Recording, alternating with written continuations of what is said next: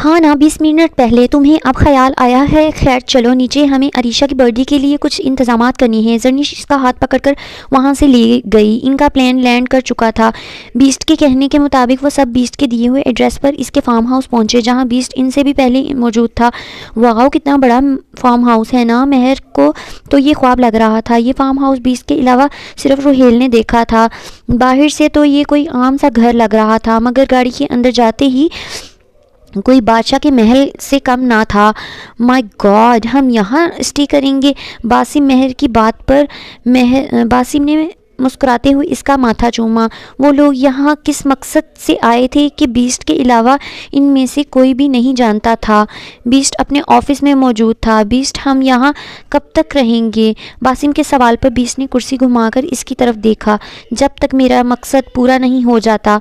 Beast का लहजा ऐसा होता था जैसे वो हर वक्त गुस्से में ही रहता हो।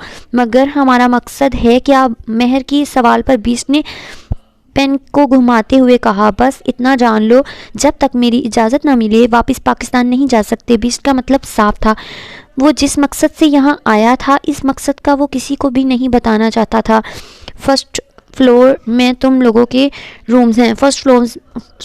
ज़ुबान में लड़खड़ा रही है। फर्स्ट फ्लोर में तुम लोगों के रूम्स हैं। बीस्ट का इशारा मिलते ही वो लोग सामान लिए फर्स्ट फ्लोर पर चले गए, जबकि बीस्ट पता नहीं किन सोचों में गुम हो गया था। फिर कुछ देर बाद इसने मोबाइल उठाकर किसी को कॉल मिलाई।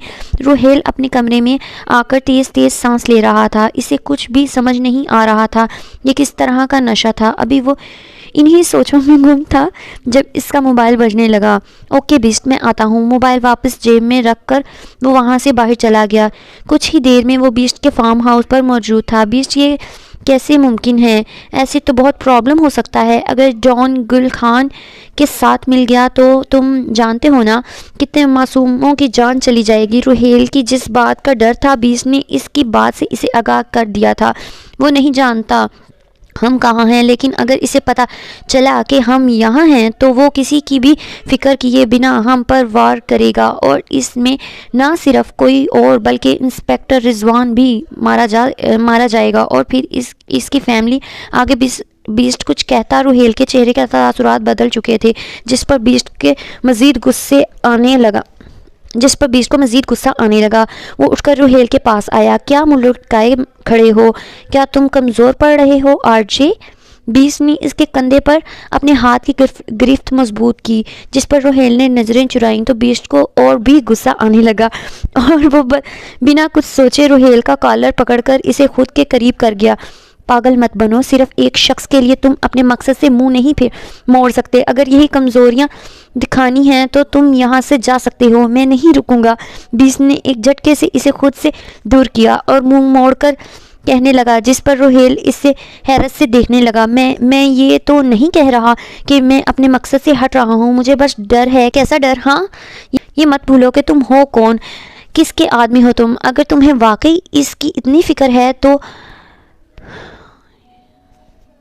यहाँ यू हैव आना था, इन्होंने लिखा है हु हैव।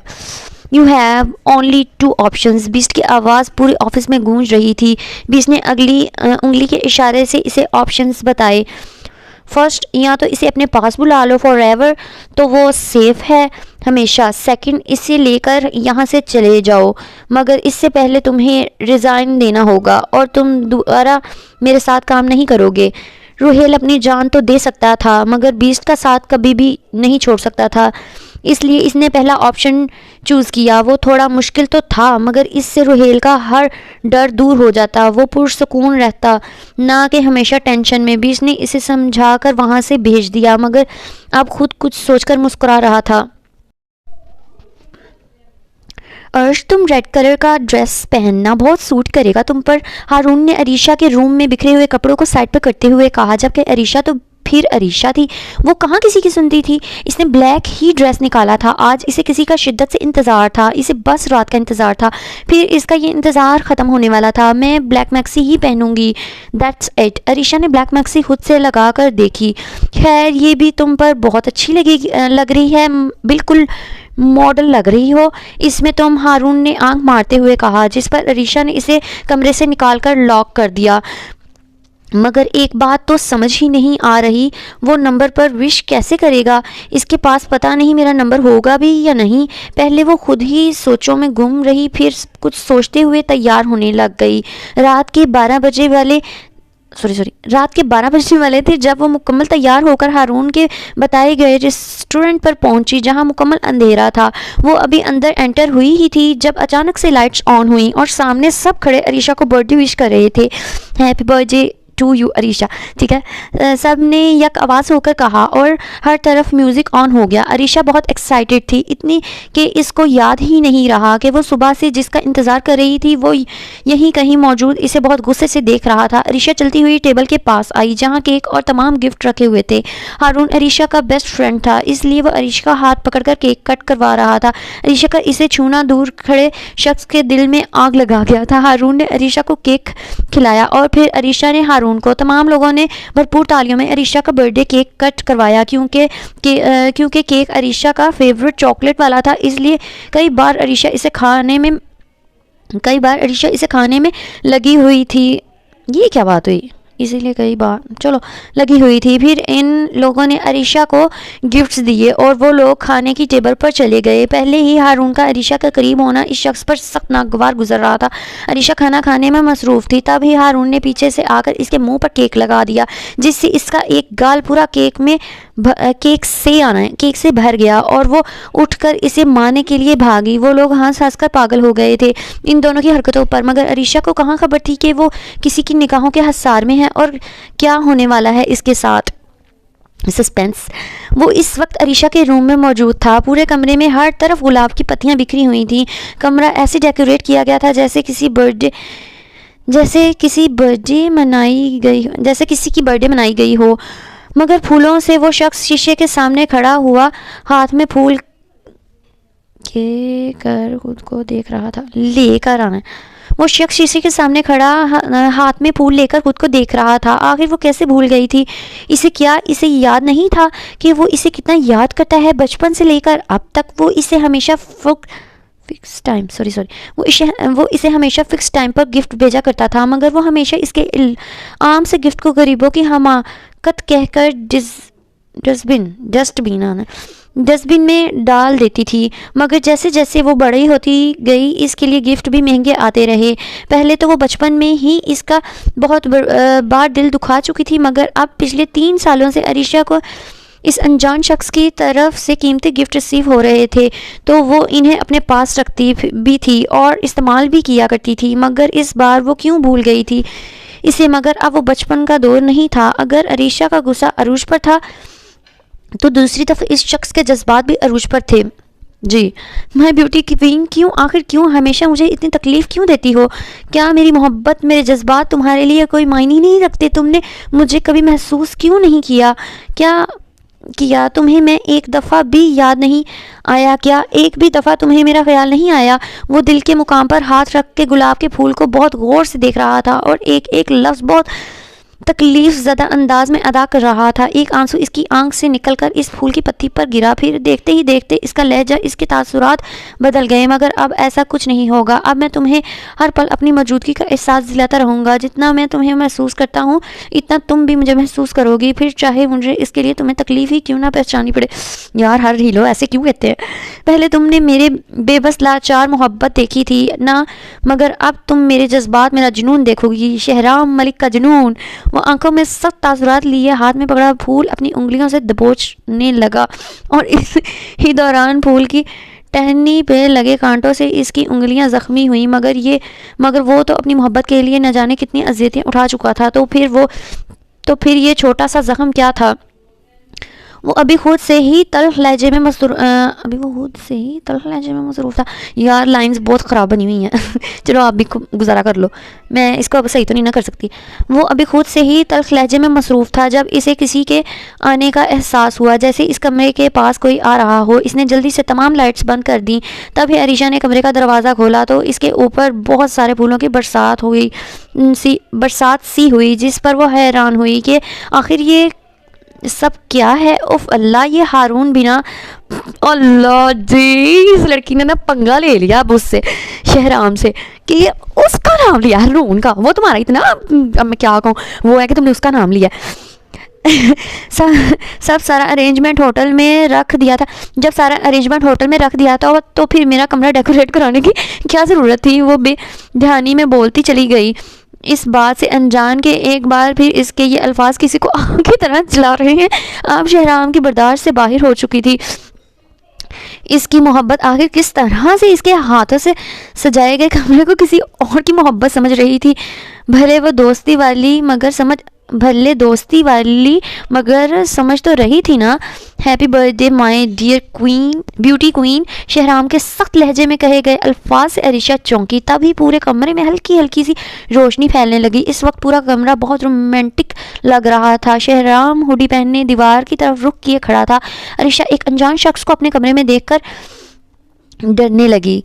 कौन हो तुम? ओ कौन हो तुम और यहाँ क्या कर रहे हो? वो शख्स अब भी दूसरी तरफ मुंह किए खड़ा था। अरीशा की बात पर भी वो टिस से मिस ना हुआ। अरीशा ने जांचती नज़रों से इसे देखा। हारून, अगर ये तुम हो तो, ये लड़की क्या कर रही है?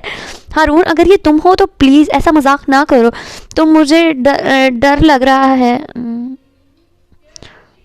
सॉरी। हारून, अगर तुम हो तो प्लीज़ ऐसा मजाक ना करो, मुझे डर लग रहा है। एक बार फिर वो शहराम के ज़ख्म पर नमक छिड़क गई थी। शहराम इर्द गिर्द सॉरी इरादा कर चुका था। बहुत लाइन ख़राब होने लग गई है मेरी तो। वो पता कि शहराम के जो शहराम के जज्बात हैं उसको लेकर मेरे भी हारून, अगर ये तुम हो तो प्लीज़ ऐसा मजाक ना करो, मुझे डर लग रहा है। एक बार फिर से वो शहराम के ज़ख्म पर नमक छिड़क गई थी। शहराम इरादा कर चुका था कि अब वो इसे बताएगा कि दर्द क्या होता है। वो मुकम्मल पलटा, मगर चेहरे पर मास्क लगे रहने की वजह से इसकी सिर्फ आंखें नज़र आ रही थीं और चेहरे पर आते बिखरे हुए बाल, आंखें मुकम्मल लाल हो चुकी थीं जिनसे वो अरीशा को घूर रहा था। हारून का नाम सुनकर वो झट से इसके करीब आया और इसे दीवार से लगा गया। सॉरी, मुझे ना हिचकियाँ आ रही हैं बहुत ज़्यादा, तो अंदर जहाँ कहीं मैं रुक जाती हूँ ना, फिर ऐसे थोड़ी सी आवाज़ आती है, तो समझे मुझे ना हिचकी है। एक बात मेरी कान खोलकर सुन लो, आज के बाद अपनी इस ज़ुबान से हारून का नाम ना लेना, वरना काट कर फेंक दूंगा, समझी? शहराम की गिरफ्त अरीशा के बाजू पर मजबूत हो रही थी। छोड़ो मुझे प्लीज़, दूर हटो, अरीशा ने मुँह मोड़ते हुए कहा। इसे इस पागल शख्स की पुरअसरार आंखों की तैश झुलसा रही थी। तपश झुलसा रही थी, जिस पर शहराम की पकड़ और भी मजबूत हुई। नहीं हटूंगा, खुद ही पंगा लिया बार बार उसका क्या नाम लेते हैं, मुझे नाम नहीं याद, मैं ऊपर होकर देख लेती हूँ। बार बार उस हारून का नाम ले लेके वो बेचारे जो है शहराम का दिल जलाती है तुम्हें। वैसे मुझे खुद शहराम का भी पता नहीं है, लेकिन फिर भी यार प्यार तो प्यार ही होता है ना। हाँ, जिस पर शहराम की पकड़ और भी मजबूत हुई। नहीं हटूंगा, दूर माय ब्यूटी क्वीन, क्या कर लोगी? लहजा अब भी सख्त था। अरीशा को लगा जैसे सामने खड़ा शख्स इसे चैलेंज कर रहा हो। पहले तो वो मज़ाहमत करने लगी, मगर इस शख्स की गिरफ्त थी ही इतनी मजबूत कि वो बेचारी इसकी कैद से रिहाई ना पा सकी। यू हर्टिंग मी, अरीशा ने आंखों में नर्म तासुर लिए इसे देखा, जिस पर शहराम ने इस पर अपनी गिरफ्त थोड़ी कम की। ठीक है जी। लड़का भी थोड़ा सा जी, हम लग रहा था सख्त लौंडा लेकिन नरम है। तुम मुझे कैसे भूल गई? तुम्हें मैं कैसे याद ना रहा? तुम किस तरह मुझे भुला सकती हो? तुम किस तरह अपना कीमती वक्त मेरी बजाय किसी और को दे सकती हो? पता क्या, भुला पड़ देती हूँ क्योंकि यहाँ ना ज़बर ज़ेर पेश नहीं लगी हुई। दे सकती हो? क्या तुम्हें मेरे जज्बात नज़र नहीं आते? क्या तुम्हें मेरा प्यार दिखाई नहीं देता? शहराम के अल्फाज इसके जज्बात तो का मुँह बोलता सबूत थे। अरीशा इसके आंखों में अजीब पागलपन देख रही थी। कौन हो तुम? क्या चाहते हो मुझसे? अरीशा ने नर्म लहजे में पूछा, जिससे वो ब्राउन आंखों वाला शख्स इसके चेहरे पर बिखरी मासूमियत के रंग बड़ी हसरत से देख रहा था। तुम्हारा आशिक हूँ, तुम्हें चाहता हूँ, इसने इश्क के नशे में बहकने वाले अंदाज में कहा। क्या मतलब? मैं समझी नहीं। मतलब साफ है, इश्क करता हूँ तुमसे, आशिकी हो तुम, मेरी ज़िद बन गई हो तुम, मेरे जुनून की आखिरी हद हो तुम।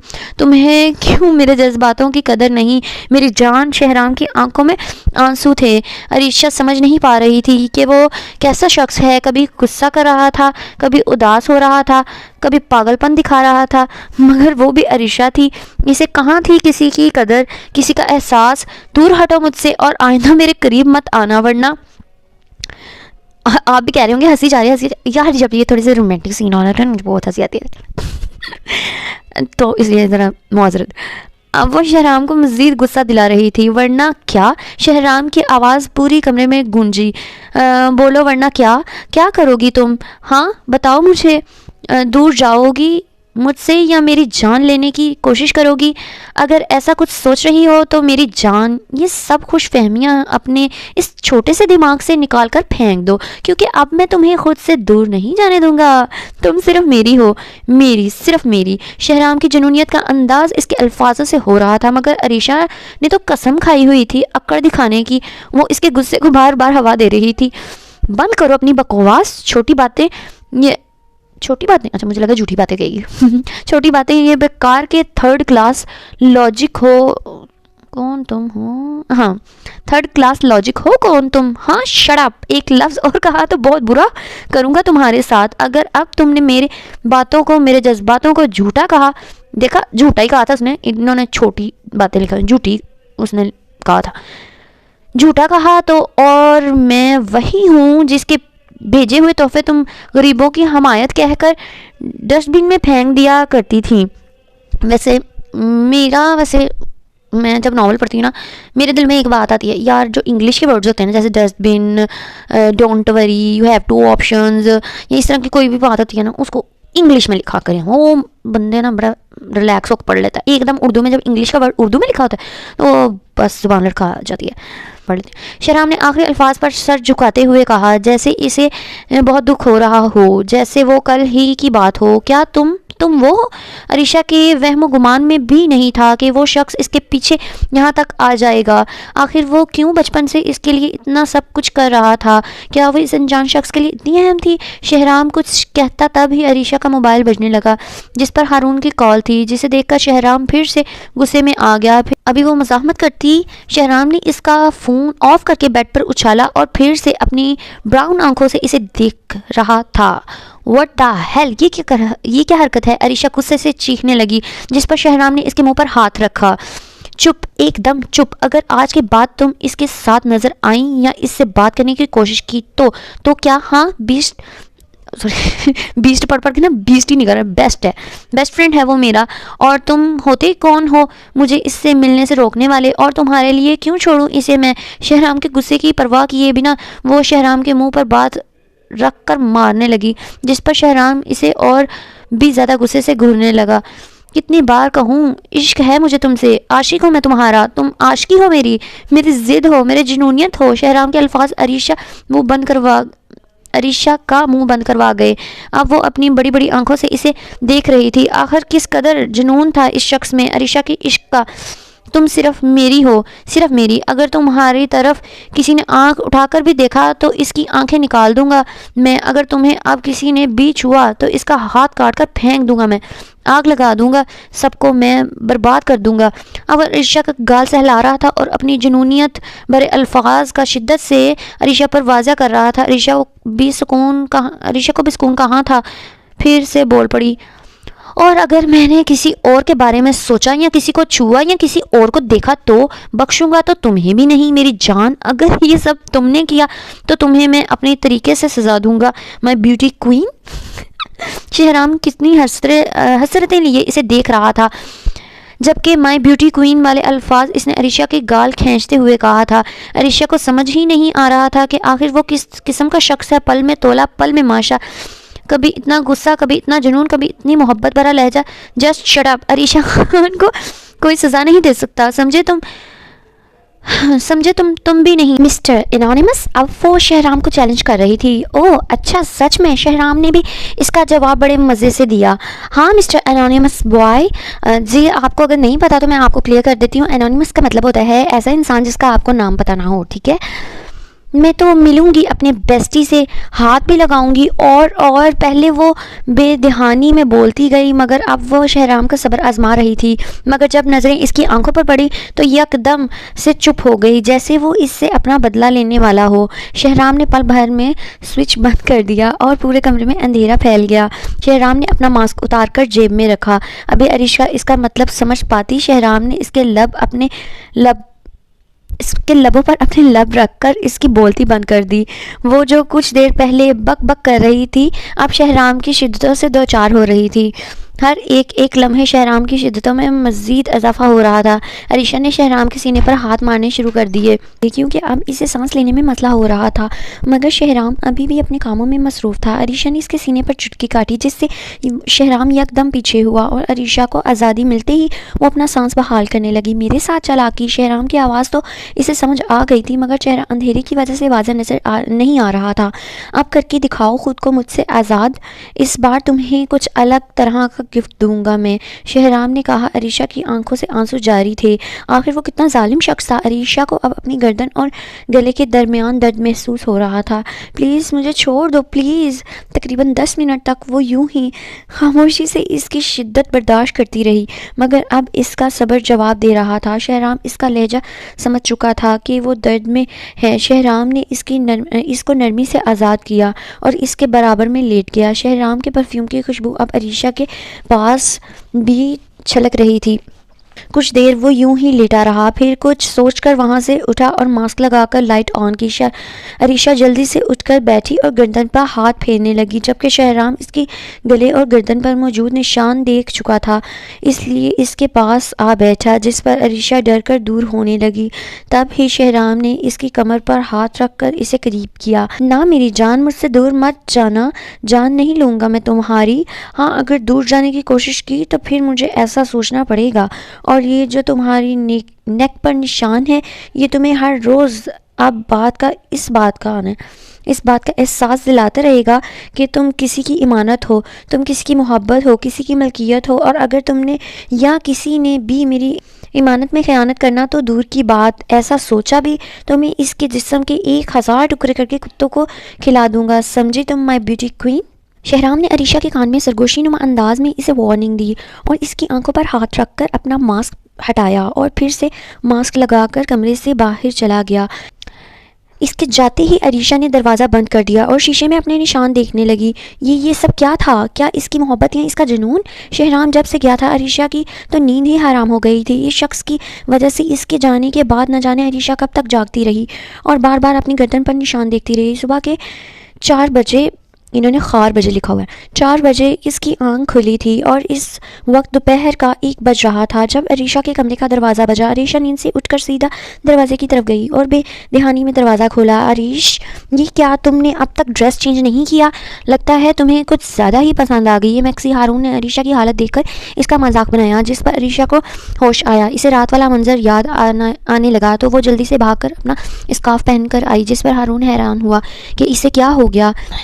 नहीं, वो मुझे नींद आ रही थी बहुत, तो ऐसे ही सो गई। तुम बताओ क्या काम है तुम्हें, कहो, अरीशा ने हड़बड़ाते हुए कहा, जैसे कुछ छुपाना चाह रही हो। नहीं, मुझे कुछ काम नहीं, तुम ठीक तो हो ना?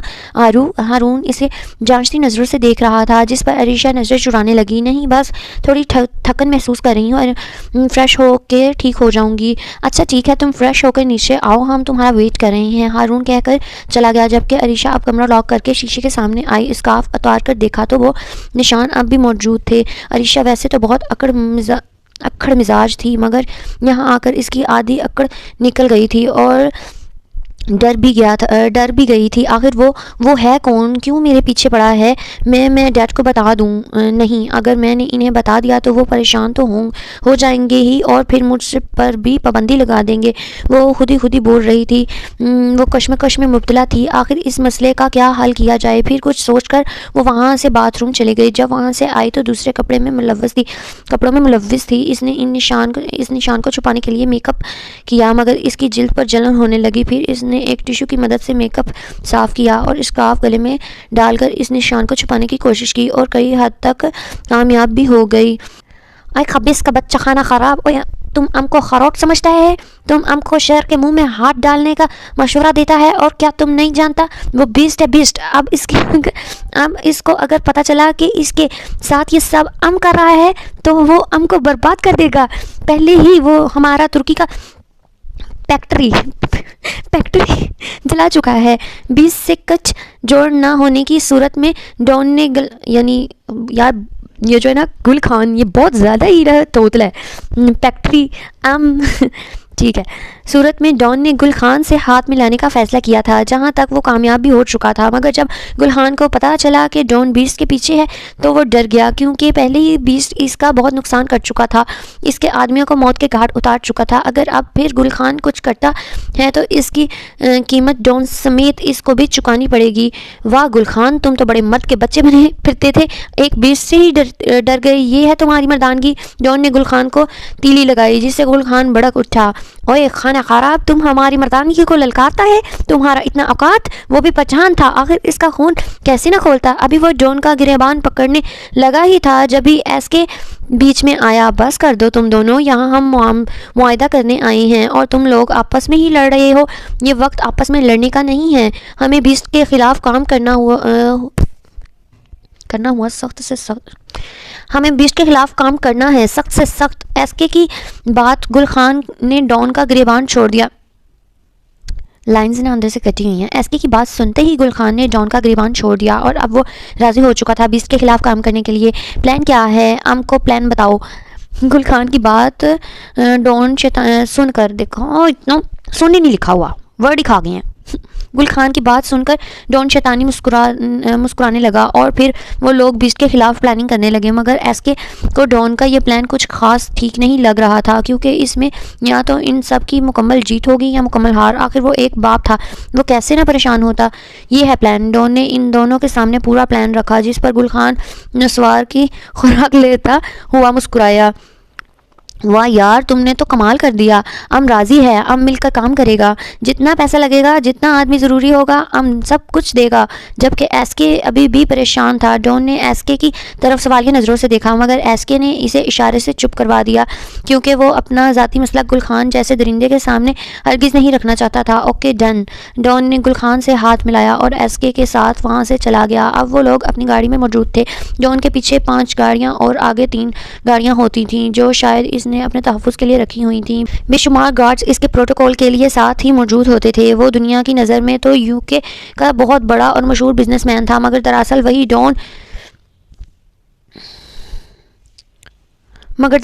डॉन था, दुनिया को अपनी उंगलियों पर नचाने वाला, न जाने कितनी माओं की गोद उजाड़ने वाला, कितनी मासूम बच्चों पर जुल्म करने वाला, कितनी मासूम लड़कियों की ज़िंदगियों को जहन्नुम बनाने वाला शैतान था वो।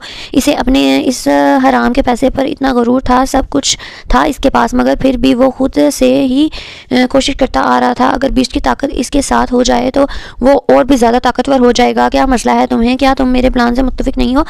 डॉन ने सिगार पीते हुए इसे घमंडी अंदाज में कहा, जिस पर एसके इसे देखने लगा। डॉन, बात दरअसल ये है कि अगर ये जंग छिड़ गई, सब कुछ बर्बाद हो जाएगा, मेरा बिजनेस, मेरी दौलत और सब से बढ़कर मेरी औलाद। आखिर असली बात इसके मुंह पर आ ही गई, जिस पर डॉन ने चश्मा उतारते हुए मुस्कुराहट उछाली। ओ तो ये मसला है, ये तो वाकई बड़ा पेचीदा मसला है, कुछ तो सोचना पड़ेगा। जबकि डॉन की इस घटिया दिमाग में अब बहुत से घटिया ख्यालात घूम रहे थे। माही अरीशा की एक एक हरकत नोट कर रही थी। अरीशा जितनी कल खुश थी, इससे कई ज़्यादा आज परेशान नजर आ रही थी। माही ने सबको इस बात से आगाह किया था कि अरीशा मेंटली तौर पर बहुत डिस्टर्ब है, इसलिए सब जिस मकसद से वो लोग यहाँ आए थे, अब वो मकसद पूरा किया जाए। हाय गाइस, अगर तुम सब लोगों की बातें हो गई हों तो हम लोग आउटिंग पर चलें। बहुत सारी पिक्चर्स लेनी है, इंस्टाग्राम पर पोस्ट करनी है और फिर बहुत सारी शॉपिंग भी करनी है। माही की बात पर सब इत्तेफाक कर गए और तैयार होने अपने अपने कमरों में चले गए। माही अभी अपने कमरे में इंटर हुई ही थी जब इसको लगा इसके पीछे कोई है। जैसे इसने मुड़कर देखा तो बाहर कोई भी नहीं था, शायद इत्तेफाक होगा। माही वार्डरोब से कपड़े निकाल कर चेंज करने के लिए बात चली गई। तभी वो मास्क वाला शख्स इसके कमरे में दाखिल हुआ और खूबसूरत फूलों के बुके माही के बेड पर सजाने लगा और एक खूबसूरत सा कार्ड वहाँ रख कर वहाँ से चला गया। माही जब कपड़े चेंज करके बाहर आई तो इतने हसीन फूल अपने कमरे में देखकर हैरान रह गई। ये फूल, अभी कुछ देर तो यहाँ कोई भी फूल नहीं थे, फिर ये सब। वो फूलों की खुशबू महसूस करते हुए बुके को हाथ में उठाते हुए बोली। तभी इसके मोबाइल में किसी का मैसेज आया, good evening my sleeping beauty. ये तो वो भी जानती थी वो नींद की कितनी कच्ची थी, मगर यूं किसी के अनजान नंबर से ऐसा मैसेज आना इसे हैरान कर गया था। अभी वो यही सोच रही थी, दोबारा किसी का मैसेज आया, फूल पसंद आए आपको? माही हैरान हुई। आप कौन? ये तो मैं आपको नहीं बताऊंगा, आप ये समझ लें आपका चाहने वाला हूँ, एक आम सा शख्स हूँ। माही बार बार एक ही मैसेज को देखने लगी और रॉन्ग नंबर समझकर इग्नोर कर गई और तैयार होने लग गई। जब वो तैयार होकर अपने कमरों से बाहर निकले तो किसी की नज़रों की तैश को खुद पर महसूस करने लगी। वो इसके बराबर वाला कमरा था जिसमें कौन रुका हुआ था अब तक किसी को नहीं पता था, मगर माही को अक्सर ऐसा महसूस होता था जैसे कोई है जो इसे देख रहा है। माही सीढ़ियाँ अबूर करके नीचे उतरने लगी। जब से लिफ्ट वाला हादसा हुआ था माही बहुत डरी गई थी, इसलिए सीढ़ियाँ ही इस्तेमाल करती थी। पिंक सूट में बहुत प्यारी लगती हो आप मेरी स्लीपिंग ब्यूटी। माही के मोबाइल पर फिर से इस नंबर से मैसेज आया, जिस पर माही दोबारा से हैरान हुई क्योंकि इसने पिंक कपड़े ही पहने थे। उफ, आखिर है कौन? वही सीढ़ियों पर खड़ी खुद से सवाल कर रही थी, जबकि इस बात से अनजान कि इसके ऐसे मुंह बनाने पर किसी के चेहरे पर बहुत हसीन सी मुस्कुराहट बिखरी है। लगता है आप लिफ्ट वाले वाक़ये के बाद बहुत ज़्यादा डर गई हैं, इतना ज़्यादा कि आप सीढ़ियों का इस्तेमाल कर रही हैं। काफ़ी डरपोक हैं आप। इसने लिफ्ट वाला वाक़या याद दिलाकर इस बात का इशारा दिया था कि वो वही लिफ्ट वाला शख्स था, क्योंकि इस दिन इसके और माही के बीच कुछ ऐसे वाक़यात भी आए थे जिसे याद करके माही के चेहरे पर बेसाख्ता हया के रंग नुमाया हुए, जिसे वो बहुत अच्छी तरह से देख चुका था। मतलब ये तो वही है। ओह माय गॉड, इसे मेरा नंबर कहाँ से मिला? मैम कब तक यहीं खड़ी रहेंगी? क्या आपको आउटिंग पर नहीं जाना? मोबाइल की रिंग ट्यून से वो होश में आई और मैसेज देखकर इसे याद आया इसे तो बहुत देर हो चुकी है। वो जल्दी से वहाँ से भागने वाले अंदाज में सीढ़ियाँ उतरकर होटल से बाहर चली गई। मेरी जान कितनी मासूम है। रुहेल के चेहरे पर बेसाख्ता मुस्कुराहट आई। वो दिल में कितनी हसरतें लिए इसे जाते देख रहा था। अभी वो इसके पीछे जाता जब इसके मोबाइल पर बीस्ट की कॉल आई। ओके बीस्ट, मैं आता हूँ। दिल तो नहीं चाह रहा था कि वो इसको अपनी नज़रों से ओझल करे, मगर इसके लिए काम पहले था। वो मोबाइल अपना जेब में रखता हुआ बीस्ट से मिलने चला गया। Oops my god, it's too hot. Naufal की बात पर हमेशा की तरह वहाँ मौजूद सब लोग मुस्कुराए, बीस्ट के अलावा, और इस बार हुरैन और रुहेल भी। अरे इतनी भी गर्म नहीं है यार, एक कॉफ़ी ही तो है। तू तो ऐसे कह रहा है जैसे तेरे सामने कोयला रख दिया हो, बासिम ने नौफल को छेड़ते हुए कहा, जबकि सब लोग इस बात पर बहुत हैरान मगर खुश भी थे कि बीस्ट कितने सालों बाद इनके साथ कोई इंजॉय कर रहा है, कॉफ़ी इंजॉय कर रहा है। हाँ हाँ मुझे पता है तुम सब की तो जल ही रही होगी ना। मेरी डार्लिंग ने पहली बार अपने हाथों से मुझे कॉफ़ी का मग पकड़वाया है, इसलिए कॉफ़ी और भी ज़्यादा हॉट लग रही है। उफ, मेरे तो हाथ ही जल गए। महर की तो हंसी ही कंट्रोल नहीं हो रही थी, जबकि बीस्ट इसे बड़े गौर से देख रहा था। ओए वैसे बीस्ट, मैं सोच रहा हूँ हम लोगों ने गुल खान की सिर्फ एक ही फैक्ट्री क्यों बर्बाद की? मतलब हमें तो इसकी और भी ज़्यादा शॉक्ड करना चाहिए था। बासिम के सवाल पर सब संजीदा हुए क्योंकि अभी डिवाइसेस बाकी हैं, और रुहेल की इन्फॉर्मेशन के मुताबिक पाकिस्तान में गुल खान का एक ही आदमी मौजूद था जिसमें चिप थी, बाकी सब गार्ड्स हैं। मुमकिन है तुर्की में मौजूद इसके दो ख़ास आदमियों में से किसी एक में चिप मौजूद हो। बीस्ट का लहजा हमेशा की तरह सख्त था, जैसा सब लोग इसकी बात बड़े गौर से सुन रहे थे। मतलब हमारा नेक्स्ट शिकार यहीं पर मौजूद है। बासिम की बात पर रुहेल टेढ़ी नज़रों से इसे देखने लगा। और नहीं तो क्या, तुम्हें लगा हम यहाँ हनीमून वेकेशन बनाने आए हैं? नौफल ने हमेशा की तरह एक अदा से इसे ये अल्फाज कहे। बासिम और महर, एक नए किस्म का एसेट तैयार करो। नौफल और हुरैन, कल शाम इन दोनों बंदों को उठाकर यहाँ लाना होगा तुम्हें। और रुहेल, बीस्ट की बात अभी ख़त्म नहीं हुई थी कि नौफल बोल पड़ा, आरजे एक दो दिन ये क्या, आरजे एक दो दिन यूके जाएगा और एक दो दिन में, इधर मुझे से पता नहीं कैसे लिखा हुआ है, मैं यूके जाएगा और डॉन की इन्फॉर्मेशन हम तक पहुँचाएगा। इसका अगला प्लान क्या है? आगे वो क्या करने वाला है? रुहेल यूके का सुनकर अंदर ही अंदर परेशान हो रहा था। वो कैसे माही से दूर रह सकता था, जबकि बीस्ट इसके चेहरे के तासुरात को बहुत अच्छी तरह समझ रहा था। वो अपनी कॉफ़ी ख़त्म करके वहाँ से उठा और अपने रूम में चला गया, जबकि नौफल बीस्ट के मग में झांक कर देखने लगा। अबे इतना क्यों झांक रहा है, अंदर गिर जाएगा। बासिम ने नौफल की हरकत नोट की। जालिम, सारी कॉफ़ी ख़त्म करके चला गया, ये नहीं कि कुछ छोड़ जाता। नौफल ने लड़कियों की तरह मुंह बनाते हुए कहा, जिस पर महर भी फिर से दांत दिखाने लगी। क्यों, तू ने इस कॉफ़ी में स्विमिंग करनी थी? बासिम के कहने की देर थी। महर हंस पड़ी। इसको हंसता देखकर हुरैन भी मुस्कुराई, मगर नौफल मुंह बनाकर रह गया। बीस्ट, ये सब इतना जल्दी मुमकिन नहीं है। वो तो मुझे जानती भी नहीं, वो कैसे इस तरह मेरे साथ यहाँ आने पर राज़ी होगी? वो बहुत मासूम और डरपोक है। रुहेल ने बीस्ट की बात पर असल मसला बताया। ये मेरा मसला नहीं है, तुम्हारा मसला है। अगर तुम चाहते हो वो सेफ रहे तो तुम्हें कुछ भी करके इसे अपने मोहब्बत का यकीन दिलाना होगा। ये काम जल्दी करो। हम एक हफ्ते से ज़्यादा यहाँ नहीं रुकेंगे, क्योंकि गुल खान को ये मालूम तो हो चुका है कि बीस्ट का कोई आदमी तुर्की में इस वक्त भी मौजूद है। अगर हालात ख़राब हुए तो हमें यहाँ से दूसरे मुल्क जाना होगा, समझे तुम। 20 की बात पर रुहेल अस्बाद में सर हिलाता कुछ सोचने में मसरूफ़ हो गया, जबकि 20 ये तो जानता था कि कोई भी लड़की यूँ अचानक किसी पर भरोसा नहीं करेगी। मेरे पास एक प्लान है जिससे इसे तुम पर पूरा यकीन हो जाएगा, मगर तुम्हें इसके लिए थोड़ा अजियत बर्दाश्त करनी पड़ेगी।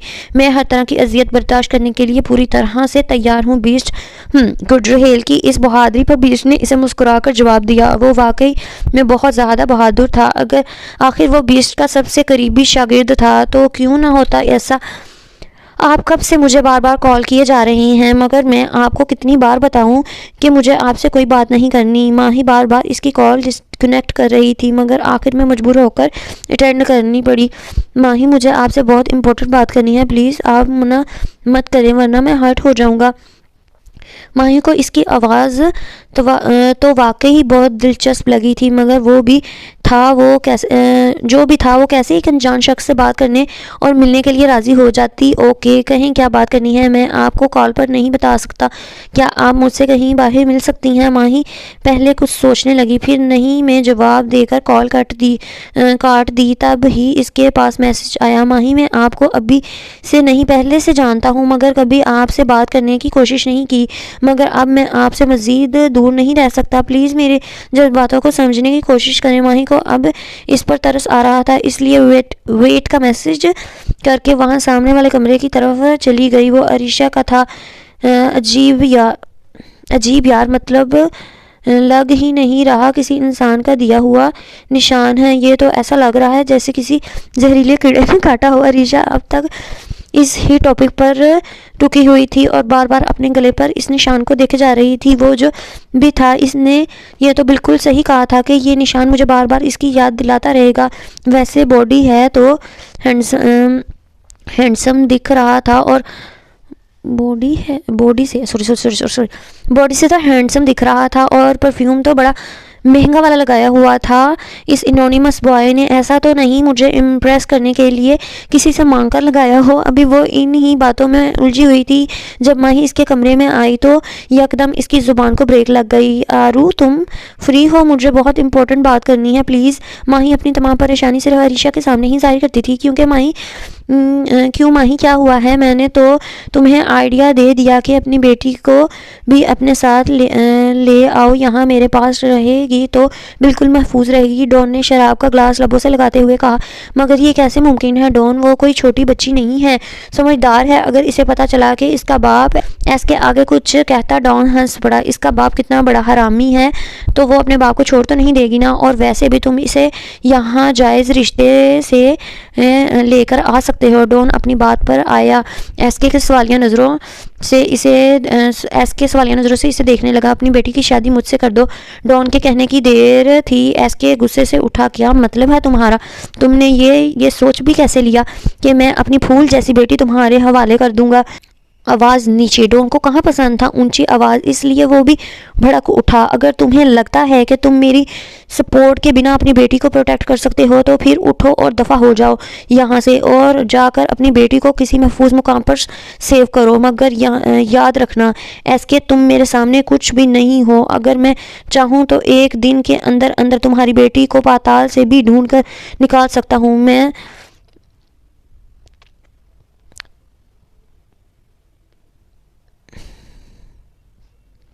अगर मैं चाहूँ तो एक दिन के अंदर अंदर तुम्हारी बेटी को पाताल से भी ढूंढ कर निकाल सकता हूँ मैं। डॉन के अल्फाज एसके को तीर की तरह महसूस हो रहे थे, मगर वो करता भी क्या? वो डॉन की ताकत से वाकिफ था। मैंने अपने बताए गए प्लान पर अमल करना शुरू कर दिया है। बीस्ट यकीनन पाकिस्तान जाएगा और इसी दौरान हम इसके तमाम जगहें जो हमें पता हैं सब जला डालेंगे। वो जुमानी अल्फाज इस्तेमाल कर रहा था, जबकि एसके समझ चुका था कि आगे क्या होने वाला है। रुहेल यूके के लिए निकलने वाला था, इसलिए इसको आज हर हाल में माही को राज़ी करना था। जबकि दूसरी तरफ माही अरीशा को सारी सच्चाई बता चुकी थी जो कुछ अब तक इसके साथ हुआ, मगर अरीशा ने माही को अब तक कुछ भी नहीं बताया। जबकि वो इस कश्मकश में थी। इस रात जो शख्स इसके कमरे में आया था, कहीं वही प्लेन वाला शख्स तो नहीं क्या वो इसे और माही दोनों को तंग कर रहा था? अरीशा कहाँ खो गई? माही की आवाज़ पर अरीशा चौंकी। नहीं, कुछ नहीं, मेरा मतलब माही तुम इस शख्स से मिलो, इसे जानो, आखिर कौन है वो? क्या तुमने इसे बिना मास्क के नहीं देखा? अगर वो तुम्हें मिलने बुला रहा है तो इसका मतलब ये थोड़ी है कि वो अब अभी चेहरा छुपा फिरेगा। तो इसका मतलब ये थोड़ी है कि वो अब भी अपना चेहरा छुपाएगा। अरीशा को अब इस घटिया शख्स पर गुस्सा आ रहा था कि वो कितना बदतमीज़ है, एक ही होटल में दो दो लड़कियों पर लाइन मार रहा है। ठीक है, मैं इसे मैसेज करती हूँ। माही ने ये कहकर सॉरी ठीक है, मैं इसे मैसेज करती हूँ, माही ने ये कहा और इस अननोन नंबर पर मैसेज करने लगी। रुहेल, जो यूके जाने की तैयारी कर रहा था, माही का मैसेज देखकर मुस्कुराया। ओके, फिर मैं आपको आज शाम लोकेशन सेंड करता हूँ। आज शाम की लोकेशन सेंड करता हूँ। माही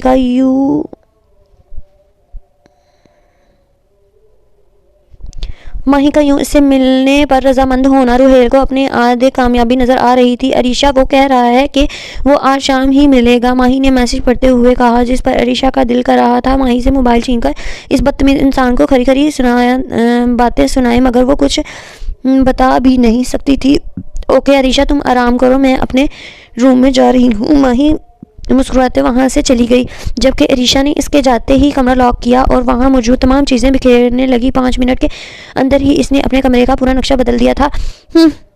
कहाँ रहा था कह रहा था जुनूनियत हूँ, इसकी आशिकी हूँ, मलकियत हूँ, और तुम हारून से ना मिलना। झूठा कहीं का। देखो बच्चू, मैं करती क्या हूँ? अरीशा ने खुद ही शीशे के सामने खड़े होकर सारी भड़ास निकाली और फिर कुछ सोचकर हारून को कॉल लगाई। हारून, आज शाम कहीं बाहर चले? इसके लहजे से ही गुस्सा झलक रहा था। नहीं नहीं, सिर्फ तुम और मैं। इसके कहने की देर थी। हारून की तो जैसे आज ईद हो गई थी। हारून ने ब्लैक कलर की शर्ट, ब्लैक ही पैंट, उल्टा हो गया, पैंट निकाली और अभी से तैयार होने लग गया, जबकि दूसरी तरफ अरीशा अब तक आग बगोला हुई बैठी थी। शाम के 7 बज रहे थे। जब हारून अपने कमरे से निकलकर अरीशा के कमरे की तरफ जाने लगा और जब अंदर गया तो अंदर का मंजर देखता ही रह गया। अरीशा ब्लैक घुटनों तक आता स्कर्ट, इसके साथ रेड शर्ट और गले में छोटा सा स्टॉलर जो शायद इसने अपने निशान को छुपाने के लिए बड़े स्टाइल से लपेटा हुआ था, और हाई हील्स पहनकर खुले बालों के साथ खड़ी सेल्फी ले रही थी। हारून को यूं खड़ा देखकर इसकी तरफ मुतवज्जा हुई। हारून, ओह हेलो, क्या हो गया? क्यों फ्रीज हो गए? अरीशा हारून की आंखों के सामने चुटकी बजाते हुए बोली, जिससे वो होश में आया। हाँ, मैं कह रहा था चलना नहीं है। अरीशा समझ चुकी थी कि वो इसे इस ड्रेस में देखकर शॉक्ड हो गया है। हाँ तो चलो ना, कब से वेट कर रही हूँ तुम्हारा, मगर तुम हो के अजीब। अरीशा मुंह बनाती हुई इसके बराबर से बाल हिलाती हुई गुजरी, जिससे हारून के चेहरे पर इसके बाल लगे, मगर वो अब भी पागलों की तरह इसे ही देखे जा रहा था। वो लोग जब कमरे से निकले तो माही भी कहीं जाने के लिए रेडी थी। अरीशा को इसका यूं तैयार होकर इस मांस वाले शख्स से मिलने जाना बिल्कुल पसंद नहीं आया। हाय माही, क्या तुम भी कहीं जा रही हो? हारून ने माही से पूछा, जिस पर वो अरीशा को देखकर मुस्कुराई। हाँ, दरअसल मुझे कुछ शॉपिंग करनी है, सो मैं जर्निश और हारिस के साथ ही बाहर जा रही हूँ। तुम लोग कहाँ जा रहे हो? माही की बात पर हारून ने भी मुस्कुराते हुए जवाब दिया, हाँ एक्चुअली आरू बहुत बोर हो रही थी, सो हमने सोचा कुछ देर बाहर आउटिंग पर चलते हैं। अभी वो लोग यही बातें कर रहे थे जब जर्निश आई। माही, तुम रेडी हो? चलो चलें। वो लोग सब एक साथ लिफ्ट में जाने लगे। जब ही माही को लिफ्ट वाला सीन याद आया और फिर वो कितना डर रही थी इस वाक़े के बाद। जर्निश ने माही को साख्त खड़े देखा तो फिर से बोली, जिस पर माही आगे पीछे देखने लगी। तुम लोग चलो, मैं कमरे में कुछ भूल आई हूँ। माही जल्दी से वहाँ से भागी तो वो लोग एक दूसरे को देखते रह गए। वो अपने कमरे में आकर अंदर से कमरा लॉक करने लगी। जब भी इसको कॉल आई, माही कहाँ हो आप? मैंने कब से ड्राइवर भेजा हुआ है, वो आपका वेट कर रहा है, प्लीज़ नीचे आए। वो आवाज़ पहचान गई थी। क्या ड्राइवर? मगर मैं तो, वो आगे कुछ कहती जब रुहेल बोल पड़ा, माही डोंट बी स्केर्ड है। माही डोंट बी स्केर्ड, मैं आपका अपना ही हूँ, बिलीव मी, आप सेव हो। माही इस बात में सर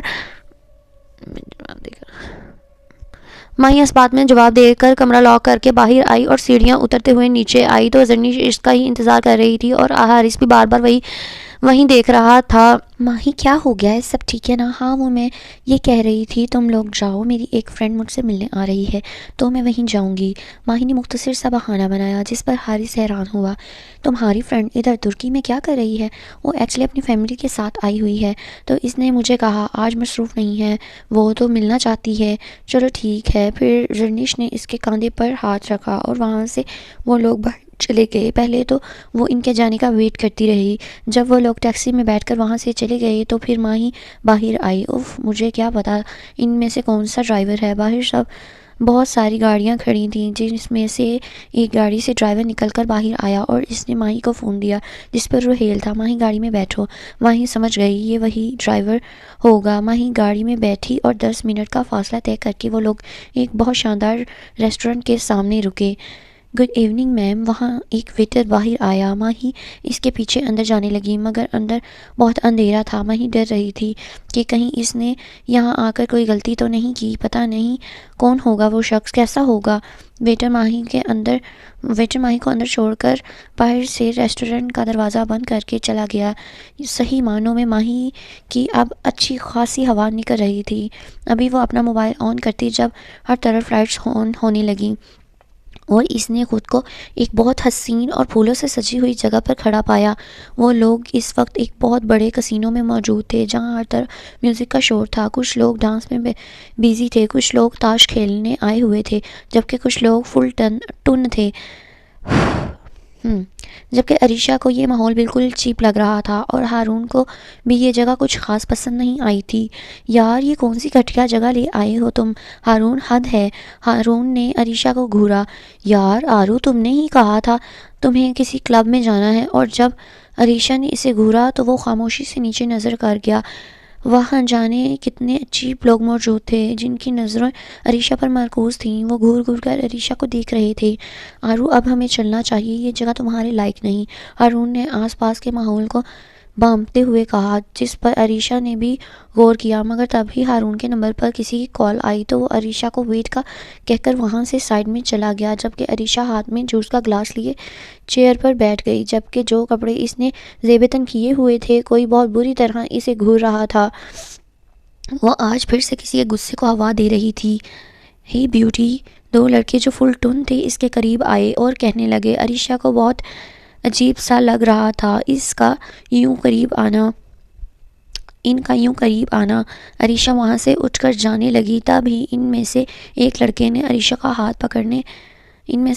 अरीशा का हाथ पकड़ने लगा जिस पर अरीशा ने रख कर चमाट मारा तो सब लोग इनकी तरफ मुतवज्जा हो गए मगर वो तो थे ही ढीठ और भी ज़्यादा बदतमीज़ी पर उतर आए। और अभी वो लड़का अरीशा को छूने वाला था, अगले ही लम्हे किसी हुडी वाले लड़के ने इस लड़के का हाथ पकड़कर मुकम्मल मरोड़ डाला।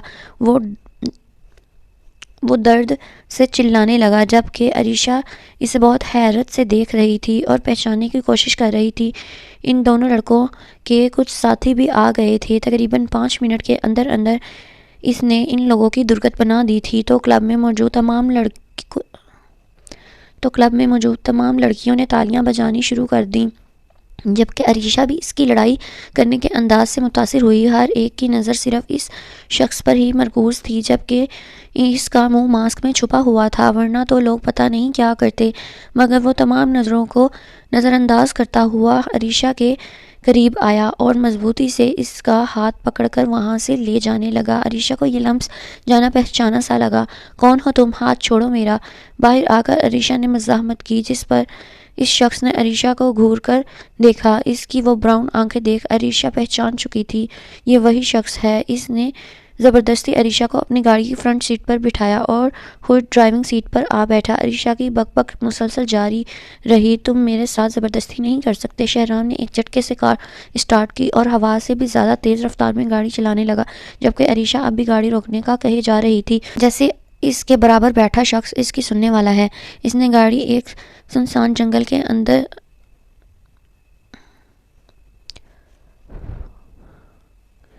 इसने गाड़ी एक सुनसान जंगल के अंदर रोकी, जिस पर अरीशा का खौफ बढ़ने लगा। इसकी गाड़ी एक छोटे से अपार्टमेंट के सामने आकर रुकी। ये कहाँ लेकर आई हो तुम मुझे? हाँ, अरीशा ने फिर से चीखते हुए कहा, जिस पर शहराम ने खूंखार नज़रों से अरीशा को घूरा और ख़ुद गाड़ी से निकलकर बाहर आया और फिर अरीशा का हाथ पकड़कर गाड़ी से निकला और ठोकने वाले अंदाज में गाड़ी का दरवाज़ा बंद किया। मैंने पूछा, कहाँ लाए? अब भी आगे वो कुछ कहती शहराम की आवाज़ पूरे जंगल में गूंजी। तुम्हारी हिम्मत कैसे हुई इस घटिया जगह पर ऐसे घटिया कपड़े पहनकर जाने की?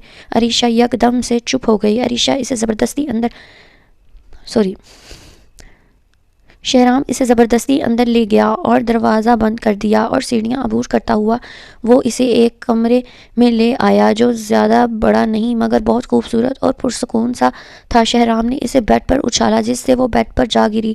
शहराम इसके ऊपर झुककर इसके मुंह को दबोचने लगा जिससे अरीशा को दर्द होने लगा। मैंने पहले भी तुमसे कहा था ना कि तुम सिर्फ मेरी हो, मेरी इमानत हो, और मेरी अमानत में अगर कभी खयानत हुई तो बहुत बुरा होगा, मगर तुम्हें शायद शौक़ है मेरी दी हुई अज़ियतों को बर्दाश्त करने का। आखिर अल्फाज में शहराम ने इसे एक झटके से दूर किया और इसके गले में बांधा हुआ स्कार्फ खींचकर दूर किया जिससे इसे जलन महसूस होने लगी। तुम क्यों मेरे पीछे पड़े हुए हो? तुम क्यों मुझे जीने नहीं देते? तुम आगे कुछ कहते शहराम ने इसकी बकबक का हल निकालते हुए इसकी आंखों पर पट्टी बांधकर इसके होंठों को अपनी कैद में ले लिया। वेलकम माही। रुहेल की आवाज़ पर माही ने ऊपर देखा जहां सामने से रुहेल सीढ़ियां उतरकर इसकी तरफ आ रहा था मगर मास्क अब भी मुंह पर था। माही इसकी नीली आंखों से इसे पहचान चुकी थी इसलिए मुस्कुराते हुए इसके करीब आई। बीच में एक टेबल और 2 कुर्सियां रखी हुई थीं। रुहेल ने कुर्सी खींचकर माही को बैठने का इशारा किया और ख़ुद भी बैठ गया जबकि माही सिर्फ इसे ही देखे जा रही थी। कैसी हो मेरी जान? रुहेल की हसरत भरी निगाहें महसूस करती हुई माही ने मुस्कुराते हुए जवाब दिया, मैं ठीक, और आप? रुहेल इसकी मुस्कुराहट को अपने दिल में उतारता हुआ कहने लगा, मेहरबानी है आपकी। इसकी बात पर माही इसे गौर से देखने लगी जैसे कुछ पूछना चाह रही हो। आपको देखकर ही जी रहा हूँ। तो हुई ना आपकी मेहरबानी। रुहेल के कहने की देर थी। माही फिर से मुस्कुराने लगी। अब रुहेल असली बात पर आ चुका था। माही, आपको अगर मुझ में या मेरे मुतल्लिक कोई भी डाउट है तो आप मुझे कह सकती हैं, मैं सब कुछ क्लियर कर दूंगा। बाकी आपको जो पूछना है आप पूछ सकती हैं। आप मेरे बारे में जानना नहीं चाहेंगे? हाँ, आप मेरे बारे में जानना नहीं चाहेंगे? माही के सवाल पर रुहेल ने माथे पर हाथ रखा और मुस्कुराने लगा। भला इससे ज़्यादा माही को और कौन जानता होगा? मेरी जान, मुझे आपके बारे में कुछ जानने की ज़रूरत नहीं, मैं आपके बारे में सब कुछ जानता हूँ। माही हैरान हुई थी इसकी बातों से। ऐसा महसूस हो रहा था कि आखिर क्या वाकई वो इसे इतना जानता है? माही, मेरा नाम रुहेल जहाँज़ेब है, मैं ग्रेजुएट हूँ। इसके अलावा कंप्यूटर के डिफरेंट कोर्स किए हुए हैं। फ़िलहाल एक कंपनी में जॉब करता हूँ। रुहेल ने अपना तारुफ करवाया तो माही ने इस बात में सर लाया। फिर कुछ सोचते हुए कहने लगी, रुहेल, आपने कहा था आप मुझे जानते हैं, तो ये कैसे मुमकिन है? माही की बात पर रुहेल अपनी नीली आंखों से पहले इसे गौर से देखने लगा और फिर इसका हाथ पकड़ने लगा जिस पर माही थोड़ी घबराई मगर अगले ही लम्हे रुहेल की आंखों में खो सी गई। रुहेल ने कुछ सोचते हुए मास्क हटाया और टेबल पर रख दिया। माही को लगता था वो हैंडसम है तो प्यारा भी होगा मगर इतना ज़्यादा ये इसे नहीं पता था। माही इसे ही देख रही थी। सुर्ख व सफ़ेद रंगत पर पुरकशिश होंठ, हल्की सी शेव जो इसके चेहरे को मजीद दिलकश बना रही थी। माही के मुंह से बेसाख्ता माशाअल्लाह निकला जिस पर रुहेल मुस्कुराने लगा तो माही इसकी इस हसीन मुस्कुराहट में खोने लगी। काफ़ी देर तक वो इसे यूं ही देखती रही। फिर रुहेल ने माही की आंखों के आगे हाथ हिलाया। माही, जी। माही होश में आई। रुहेल फिर से मुस्कुराने लगा इसकी इस हरकत पर जबकि माही अब अपने किए गए सवाल के जवाब की मुंतज़िर थी। माही, जो बात मैं आपको बताने जा रहा हूँ प्लीज़ इसे माइंड मत करिएगा। वो दुनिया के सामने तो बहुत पत्थर दिल था मगर माही के सामने आकर इसका ये पत्थर दिल किसी छोटे से परिंदे के दिल की मानिंद हो जाता था। या शायद वो डरता था कि कहीं इसे इतने सालों के इंतज़ार के बाद इनकार ना सुनना पड़े। माही, मैं आपको बहुत दिनों से नहीं बल्कि सालों से जानता हूँ। रुहेल की बात से माही शॉक्ड हुई। ये भला कैसे मुमकिन था? जी हाँ माही, सच है। आप जब भी कहीं दूर जाने वाली होती थी ट्रैवलिंग पर तो आपको रोकने के लिए वो चिट मैं ही लिखा करता था। अब तो माही के पास कोई अल्फाज नहीं थे कि वो कुछ कह सके मगर इतना ज़रूर कंफर्म हो चुका था वो सब इसका वहम या किसी की शरारत नहीं थी। वो सब रुहेल करता था। माही, मैं तो आपके इतने करीब था कि मैं रोज़ रात आपसे मिलने आया करता था मगर आपके सो जाने के बाद मुझे डर था अगर मैं आपको प्रपोज़ करूँगा तो कहीं आप रिजेक्ट ना कर दें, मगर ये कैसे मुमकिन है। आप मेरे रूम में। माही को कुछ अजीब लगा, क्योंकि जिस शख्स को वो आज पहली बार जानने की कोशिश कर रही थी, वो शख्स इससे मिलने आने लगा था। माही, मैं जानता हूँ ये सब तुम्हें बहुत अजीब लग रहा होगा, मगर यही सच है। मैंने बहुत इंतज़ार कर लिया, मगर अब बस मैं जल्दी से जल्दी आपको अपना बनाना चाहता हूँ। माही कुछ कहती, मगर रोहेल ने इसका हाथ अपने हाथ में रखा। माही, विल यू मैरी मी? वो अभी कुछ समझती, अगले ही लम्हे रोहेल ने इसकी शादी के लिए प्रपोज़ कर दिया। मगर रोहेल, ये कैसे मुमकिन है? मेरे डैड। डोंट वरी माही, मैं पाकिस्तान जाते ही सबसे पहले आपके डैड से आपका हाथ मांगूंगा, मगर मुझे सबसे पहले आपकी रजामंदी चाहिए। मैं नहीं चाहता आपके साथ ज़बरदस्ती हो। माही को ये लम्हा थोड़ा मुश्किल मगर हसीन लग रहा था, क्योंकि पहली बार इसका दिल किसी के लिए धड़क रहा था। आपको पता है माही, जब आप मरी टूर पर जाने की तैयारी कर रही थी तो मैंने आपको एक चिट लिख कर दी थी, मगर आपने वो चिट फाड़ कर डस्टबिन में।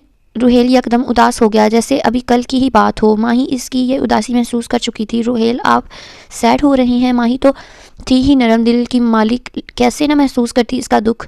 नहीं बस माही, मैं आपसे दूर नहीं जा सकता, मुझे आपकी आदत हो चुकी है। रोहेल ने माही का हाथ अपने दिल के मुकाम पर रखा। माही, ये दिल आपके नाम से धड़कता है, क्या आप मेरा प्रपोजल एक्सेप्ट करोगी? माही ने नज़रें झुकाई थीं, जबकि वो रोहेल की तेज़ तेज़ धड़कनों को महसूस कर रही थी। डॉन काम हो गया। डॉन अपने महल नुमा घर के एक बड़े से कमरे में सोफे पर बैठा शराब नोशी कर रहा था, जब इसका आदमी अंदर आया और इसे किए गए काम का से आगाह किया। वेल डन, जल्लादों की इस जगह को बिल्कुल खाक कर दो। इसका हुक्म मिलते ही इसके खास आदमी, इन्होंने खास को खार लिखा हुआ है, कहीं पे की छोड़ा हुआ है, मैं क्या करूँ। ख़ास आदमी बीस्ट के जंगल वाले खंडर नुमा घर को जलाने के लिए चले गए। इस घर का भी इसके आदमी को इंस्पेक्टर रिजवान ने ही बताया था, क्योंकि डॉन ने इसे न जाने किस किस किस्म की धमकियां दी थीं। डॉन के आदमी पूरे पाकिस्तान में फैल चुके थे। वो बीस्ट को किसी जंगली कुत्तों की तरह ढूंढ रहे थे, मगर वो इस बात से अनजान थे कि बीस्ट इस घर से अपनी तमाम ज़रूरी चीज़ें ले जा चुका है, क्योंकि इसे पता था डॉन ये ज़रूर करेगा। डॉन को ये लग रहा था कि बीस्ट का खेल इसकी मुट्ठी में आ चुका है, जबकि सच तो ये था कि इसके हर उठाए जाने वाले कदम को बीस्ट पहले ही बांध चुका था। बीस्ट ये भी जानता था कि डॉन गठजोड़ न होने की सूरत में अपनी जलन और बदले की आग में पाकिस्तान के तमाम हालात ख़राब करने की कोशिश करेगा। इसलिए बीस्ट ने पहले ही सारी प्लानिंग कर ली थी। बस डॉन के वार का इंतज़ार था, जो कि डॉन कर चुका था। न जाने वो कितनी बार मुज़ाहमत कर चुकी थी इसकी कैद से निकलने की, मगर वो था कि इसकी शिद्दतें कम होने का नाम ही नहीं ले रही थी। आखिरकार इसने अरीशा के लबों को आज़ाद कर दिया था, जबकि अरीशा इसकी ही हुडी को मजबूती से थामे सांस लेने में मसरूफ़ थी। मगर वो भी शहराम था। इसे सब याद था कि अरीशा क्या हरकत करके आई है, और शहराम की डिक्शनरी में तो माफ़ी का लफ्ज़ ही नहीं था। शहराम ने बालों से पकड़कर इसका मुंह अपनी तरफ किया और मास्क लगाकर इसकी आंखों से पट्टी उतारी और फिर से इसका मुंह दबोच लिया। बताओ क्यों गई थी वहाँ? क्यों पहने थे ऐसे कपड़े कि लोग तुम्हें आंखें फाड़ फाड़ कर देख रहे थे? अरीशा इसकी ब्राउन आंखों में बड़ी गौर से देख रही थी। वो शख्स जिसकी आंखें इतनी दिलचस्प पुरकशिश हैं तो वो खुद कैसा दिखता होगा? अभी वो यही सोच रही थी जब शहराम ने फिर से इसका मुँह दबोचा। ऐसी सिचुएशन में भी इसको बस यही ख्याल आ रहा है। बताओ, इसकी आवाज़ पर वो चौंकी। तुम समझते क्या हो खुद को? हाँ, दूर हटो। अरीशा को याद आ गया कि वो तो माही से मिलने गया था, फिर यहाँ क्या कर रहा है। अब अरीशा को इस अनजान शख्स पर बहुत गुस्सा भी आ रहा था और इसे जलन भी हो रही थी, ना जाने क्यों, मगर हो रही थी। तुम झूठे मक्कार धोखेबाज हो, अपने गिरबान में झांको आए बड़े मुझ पर पाबंदियां लगाने वाले। अरीशा की बातों से शहराम इसे सवालिया नज़रों से घूरने लगा। क्या हुआ? हाँ, कहो ना अपने थर्ड क्लास वर्ड्स। मुझे इमोशनल ब्लैकमेल करने वाले झूठे इंसान। वो मुसलसल इसे बुरा कहे जा रही थी, मगर अब तक वजह नहीं बताई थी कि आखिर शहराम ने इसके साथ क्या धोखा कर दिया था, क्या बकवास किए जा रही हो। अगर तुम्हें लगता है कि तुम्हारी इस बकवास के चक्कर में मैं तुम्हें सजा देना भूल जाऊंगा तो ये गलत फहमी है तुम्हारी। वो अपने ही भरम में बोले जा रहा था, मगर इसे क्या पता था सामने जो लड़की है वो जलन की आग में जले जा रही है। Just shut up. समझते क्या हो खुद को? हाँ, सब पता है मुझे। अपने गुनाह छुपाने के लिए मुझ पर भरम दिखा रहे हो, झूठे धोखेबाज इंसान। शहराम को बिल्कुल भी समझ नहीं आ रहा था आखिर वो बार बार इसे क्या कहे जा रही है। बकवास बंद करो अपनी, धोखेबाज किसको कह रही हो? शहनाब ने आईब्रो का जाविया बनाते हुए पूछा। तुम्हें तुम्हें कहा है धोखेबाज, समझे तुम? अरीशा ने उंगली से इशारा करते हुए कहा, जिस पर वो इसे आंखें छोटी करते हुए देखने लगा। क्या मतलब है तुम्हारा? मैंने कब तुम्हें धोखा दिया? अब ज़्यादा मासूम ना बनो, तुम ही ने माही को मिलने बुलाया था ना? तुम ही इसे कॉल पर कॉल कर रहे थे ना? और तुम ही थे ना वो प्लेन वाले शख्स जो माही के बराबर में बैठने के लिए बहुत बेताब हो रहे थे? शहराम समझ चुका था वो किसकी बात कर रही है। दरअसल वो शहराम को वही शख्स समझ रही थी, जबकि अब शहराम के दिमाग में इसे तपाने के तरीके आने लगे थे। वो बड़े आराम से इसको पकड़ कर बेड के राउंड से टेक लगा कर लेट गया। माही, हाँ मैंने इसे मिलने बुलाया था और मिला भी था। बहुत हसीन है वो। शहराम की बात पर अरीशा ने इसे खूंखार नज़रों से देखा, जिस पर शहराम ने इसकी नाक दबाई। मगर तुम से ज़्यादा हसीन इस दुनिया में कोई नहीं। वो समझ चुका था कि अरीशा को अब अपनी ही दोस्त से जलन महसूस हो रही है, क्योंकि वो खुद को सबसे ज़्यादा हसीन, अमीर, पढ़ी लिखी, दौलतमंद समझती थी। हटो दूर तुम धोखेबाज इंसान। अरीशा भी अरीशा ही थी। शहराम ने इसका मोबाइल इसकी तरफ बढ़ाते हुए कहा, करो कॉल अपनी फ्रेंड को और मालूम करो कि इस वक्त वो किसके साथ है। अरीशा इसको नासमझी वाले अंदाज में देखने लगी। शहराम ने अरीशा का मोबाइल अनलॉक किया और माही को कॉल मिलाई। ये तुम्हें मेरा पासवर्ड कैसे पता? मेरी जान, मुझे तो ये भी पता है कि तुम्हारा दिल इस वक्त 240 की स्पीड में धड़क रहा है। ये तो फिर बस पासवर्ड है। वो तो अरीशा की धड़कनें भी महसूस कर रहा था। शहराम ने माइक ऑन किया और तभी माही ने कॉल रिसीव की। शहराम ने इसे आंख से इशारे से पूछने का कहा तो अरीशा माही से मुखातिब हुई। हेलो माही, कहाँ हो तुम? अरीशा ने एक ही सांस में ये जुमला बोला था, जिस पर शहराम ने बमुश्किल हंसी दबाई। अरीशा, वो मैं इस वक्त रुहेल के साथ हूँ। कौन रुहेल? अरीशा ने आंखें घुमाते हुए पूछा। वही जिसका मैंने तुम्हें बताया था। मतलब वो अभी तुम्हारे साथ ही है? अरीशा बड़ी बड़ी आंखों से शहराम को देख रही थी। हाँ ना अरीशा, क्यों, क्या हुआ है? नहीं नहीं कुछ नहीं, चलो मैं फ़ोन रखती हूँ। अरीशा ने जल्दी से बाय कहा और शहराम के हाथ से मोबाइल छीना, जबकि शहराम अब आईब्रो चढ़ाते हुए इसे देख रहा था। चल गया पता, मिल गया सुकून, हो गई तसल्ली, शहराम ने सख्त लहजे में कहा, जिस पर अरीशा इसे टेढ़ी नज़रों से घूरने लगी। अब बताओ, क्या तुम्हें जलन हो रही थी कहीं मैं किसी और लड़की के साथ? वो तो अरीशा के गुस्से को भी मजाक में उड़ा रहा था। जी नहीं, मुझे क्यों जलन होगी, भाड़ में जाओ। अरीशा ने फिर से वही लहजा इख्तियार किया, जिस पर शहराम का मूड दोबारा से बदलने लगा और वह फिर से खूंखार नज़रों से इसे देखने लगा। क्यों पहने ऐसे कपड़े? शर्म नहीं आती तुम्हें? न जाने कितनी नज़रों का मरकज़ बनी होंगी तुम। वो एक एक अल्फाज ठोकने वाले अंदाज में कह रहा था। बात सुनो मेरी, अगर बहुत शौक है छोटे कपड़े पहनने का तो शौक से पहनो, मगर सिर्फ मेरे सामने। किसी और के सामने अगर तुम्हारे जिस्म का एक भी हिस्सा झलका तो याद रखना वो हिस्सा तुम्हारे जिस्म से अलग कर दूंगा मैं। वो किस जुनून, किस शिद्दत से इसे धमकियां दे रहा था, और ये सिर्फ धमकी की हद तक नहीं था, वो इस धमकी को सच कर दिखाने की हिम्मत भी रखता था। रुहेल, क्या आप वाकई मुझसे शादी करना चाहते हैं? माही ने नर्म लहजे में पूछा, जिस पर रुहेल इसकी मासूमियत पर फिदा हो गया था। वो कितनी मासूम थी। हाँ माही, मैं जल्दी से जल्दी आपको अपनी ज़िंदगी में शामिल करना चाहता हूँ, और अगर मेरे डैड इस शादी के लिए ना माने तो। माही की बात पर रुहेल के चेहरे पर सख्त तासुरात आने लगे, जो माही देख चुकी थी। वो आप मुझ पर छोड़ दें। रुहेल का लहजा इस बार थोड़ा सख्त था। माही समझ चुकी थी इसकी कही गई बात रुहेल पर नागवार गुजरी है, मगर ये भी तो सच था ना। अगर माही के डैड ना मान रहे होते तो रुहेल क्या करता, वो जानना चाहती थी। मगर रुहेल ने तो सब कुछ खुद ही संभालने की कसम खाई हुई थी ना। माही ने रुहेल के हाथों को अपनी गिरफ्त में लिया। मैं नहीं जानती मेरे डैड क्या फ़ैसला करेंगे, और मैं ये भी नहीं जानती आपको लेकर मेरे क्या फीलिंग्स हैं, मगर मैं एक ऐसे शख्स को कभी भी खोना नहीं चाहूँगी जो मुझसे बेइंतहा प्यार करता हो, जिसके लिए मैं सब कुछ हूँ। माही की बातों से साफ वाज़ह हो रहा था कि माही रुहेल से राज़ी है। माही सच में एक मासूम लड़की थी। वो प्यार को तरसी हुई थी, कभी माँ के, कभी भाई बहन के प्यार को। मगर जब एक शख्स इसे इतनी अहमियत दे रहा था, इतनी कदर करता था, तो क्या वो इसे इनकार कर देती? कभी भी नहीं। माही ने फैसला कर लिया था, वो रुहेल का प्रपोजल एक्सेप्ट करेगी। रुहेल को तो यकीन ही नहीं आ रहा था कि माही इसको हाँ कर चुकी है। वो बेयकीनी और खुशी के मिले जुले तासुरात लिए माही को देख रहा था। माही, क्या वाकई आप मुझसे शादी करने के लिए राज़ी हो? माही ने हाँ में सर हिलाया था। रुहेल अब 40% कामयाब हो चुका था। एक टास्क इसका कंप्लीट हो चुका था। अब बारी थी दोस्त टास्क की, जिसके लिए वो बेहद बेसब्र हो रहा था। रुहेल ने टेबल पर रखे फूलों के बुके के अंदर से एक डब्बी निकाली और माही के सामने घुटनों के बल बैठ गया। Will you marry me? Mahi ने हाँ में सर हिलाया, जबकि वो ब्लश करते हुए बहुत प्यारी लग रही थी। रूहेल की आंखें थोड़ी नम थीं। रूहेल ने अंगूठी माही की उंगली में पहनाई और इसके हाथ पर बोसा दिया, जिससे माही शर्माने लगी। यह लम्हा इन दोनों की ज़िंदगी का सबसे हसीन तरीन लम्हा था। जब अरीशा की आंखें खुली तो वो अपने रूम में थी। कल रात जो कुछ हुआ इसे ख्वाब सा लग रहा था। ये कैसे मुमकिन था कि कल रात वो इस शख्स के साथ किसी डिपार्टमेंट में थी और आज सुबह ही जब इसकी आंख खुली थी तो वो आप वापस अपने कमरे में मौजूद थी। वो यूं ही इसे अपनी कैद में लिए धमकियों पर धमकियां दिए जा रहा था और वक्फे से इसे अपनी शिद्दत भरे लम्स से दो चार किए जा रहा था, मगर वो बेचारी कब नींद के आगोश में चली गई इसे पता ही नहीं चला। और अब जब वो नींद से बेदार हुई तो खुद को अपने होटल के कमरे में पाया। अरीशा दरवाज़ा खोलो, क्या तुम जाग रही हो? माही जब रात होटल आई थी तो हारून इसे परेशान लग रहा था। जर्निश और हारिस भी वहीं मौजूद थे और जब इसने इनसे परेशानी की वजह पूछी तो सब ने यही बताया था कि अरीशा क्लब से कहीं गायब हो गई है, मगर जब इन्होंने इसका कमरा चेक किया तो वो अंदर से लॉक था, यानी वो अंदर थी और शायद वो सो चुकी थी।